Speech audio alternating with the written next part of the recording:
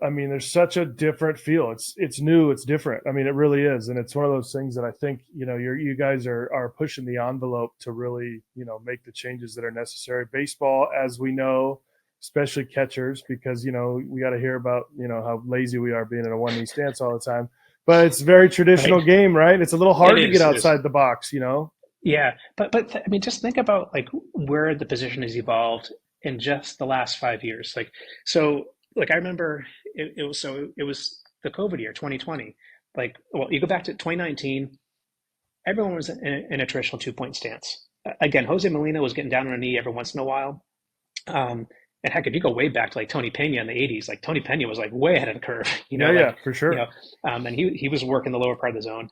And actually, I have to give Jonathan Lucroy some credit too, because back when he was on the Brewers, he was the first guy who started telling my brother and me that he starts low because he's more effective in converting balls into strikes. Like, so he was way like, this is probably at least 5 years ahead of anyone else. Hmm. And so, but then 2019, everyone's pretty much in a traditional 2 point. 2020 comes around, and I'm going around to like spring training, and like everybody's on a knee, like everybody. It was like overnight. It's like whoa, like where did this come from? And it's been worked on more and more ever since, and getting more refined, more smooth.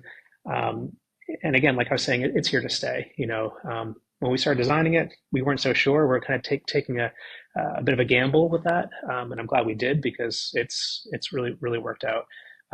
But yeah, it's incredible.